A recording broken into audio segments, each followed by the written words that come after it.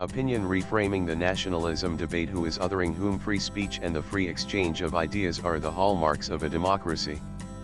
Newspapers in a democracy serve as revered platforms that should facilitate the expression of diverse viewpoints within the bounds of civility, even if the establishment does not endorse those opinions. A major newspaper is currently hosting a heated debate on the prevailing nationalism in India.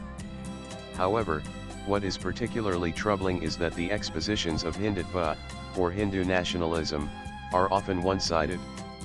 These pieces are typically written not by its proponents or even objective critics, but by its adversaries who openly display their counter-ideologies. These essays often suffer from a lack of knowledge, distort facts, and rely on biased logical analyses. The result is a flawed but convenient conclusion that satisfies the preconceived notions of Hindutva's detractors. 3 articles that recently appeared in that newspaper fall into this category. Yogendra Yadav's The Nationalism We Forgot, Indian Express, May 27, Suhas Palshikar's Who Stole My Nationalism, i.e., May 31, and Akhil Bilgrami's The Nation, the State and the Other Hindutva's Imprint on Nationalism in India, June 16, i.e. Thus, I feel compelled to present a rejoinder that is both historically accurate and rationally robust. Nanan Yogendra Yadav writes, the nationalism we inherited from our freedom struggle was very different. To borrow an expression from John A. Powell, Indian nationalism was about belonging without othering. It sought to build the nation by creating a deep sense of national belonging without inventing external or internal enemies. This Indian nationalism is under assault today. The newfangled nationalism cannot think about fostering a sense of belonging without an aggressive campaign of othering. Akhil Bilgrami adds, Yogendra Yadav, i.e., May 27, stresses a familiar distinction between 2 nationalisms. He invokes a vivid label, belonging without othering, to characterize the distinction. The nationalism pursued in the freedom struggle exemplified this label.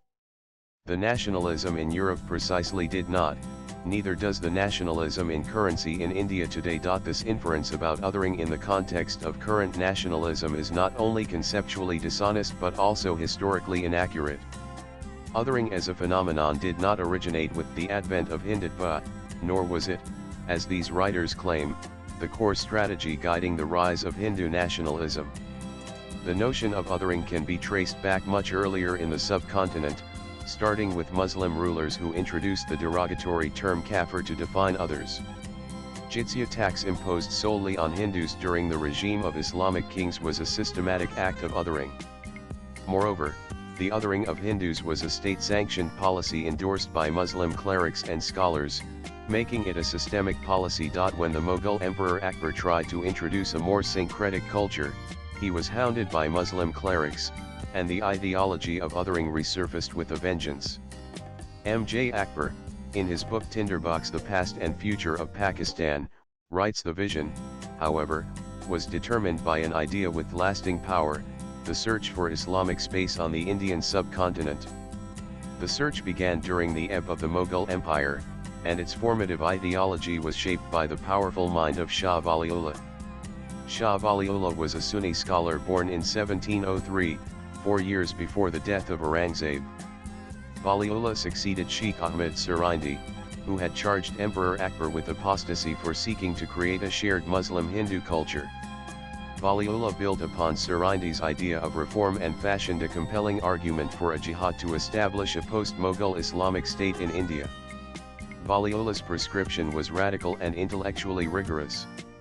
He proposed that Indian Muslims needed to be purged of Hindu influences to recover their pristine, victorious self, as contact with the infidel undermined the faith. This was essential for a true jihad against the rising Hindu powers, which had usurped space from the Mughals, Marathas, and Jats. M.J. Akbar further explains that Shah Waliullah elaborated on achieving this end. Faith had to be pure, and separation was the antidote to pollution. This is what might be called the theory of distance. The difference between believer and infidel had been blurred in India and could be corrected only through forms of alienation. He told Muslims to live at such a distance from Hindus that they would not be able to see the light of fires in Hindu homes. Inherent to this jihad to re-establish Muslim hegemony in India was the notion that Muslims were a superior people, separate from the local natives. The theory of distance dictated maintaining a safe distance to prevent pollution. Othering was and remains the sine qua non of Muslim presence in the subcontinent. The ghettoization of the Muslim community seen today cannot be blamed on the so-called othering by the Hindu majority. It is the direct outcome of this theory of distance, a script for insular exclusivity. The establishment of Pakistan was the direct result of the crystallization of Shah Waliullah's ideas or the theory of distance. This idea of separateness, or the quest for Muslim space in the subcontinent, did not fade with Shah Waliullah's death in 1762. It persisted in the writings of Muslim scholars and clerics. In the 1800s, Syed Ahmad bin Syed Muhammad Mutakai 1817-1898, commonly known as Sir Syed and the founder of Aligarh Muslim University, picked up the baton. Building on Shah Waliullah's theory of distance, Sir Syed was one of the first to invoke the two-nation theory. He consistently referred to Muslims as a nation.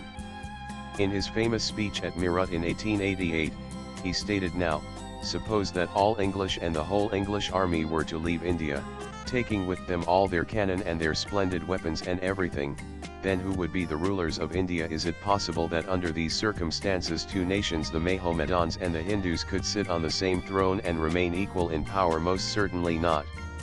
It is necessary that one of them should conquer the other." M.J. Akbar describes how Sir Syed laid the foundation for the establishment of the Muslim League and eventually Pakistan. In October 1906, a group of Aligarh alumni initiated a chain of events that culminated in the creation of Pakistan when they helped draft a charter of demands to the Viceroy that asked for separate electorates for Muslims, dividing politics along communal lines. In December that year, the annual education conference established by Sir Syed reconstituted itself as a political party, the All India Muslim League.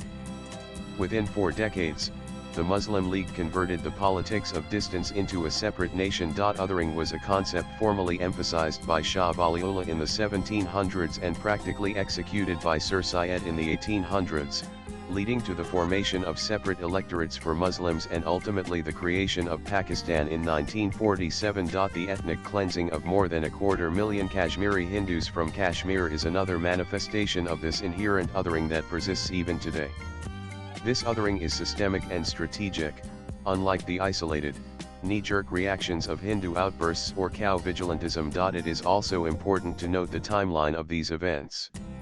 By the time V.D. Savarkar propounded his theory of Hindutva in 1923, Hindus had already been othered into a community with fewer electoral rights than Muslims in 1906, and the two-nation theory had been floated by Sir Syed in 1888. Despite the uproar regarding the othering of Muslims under the BJP, an objective perspective does not lend credibility to these accusations.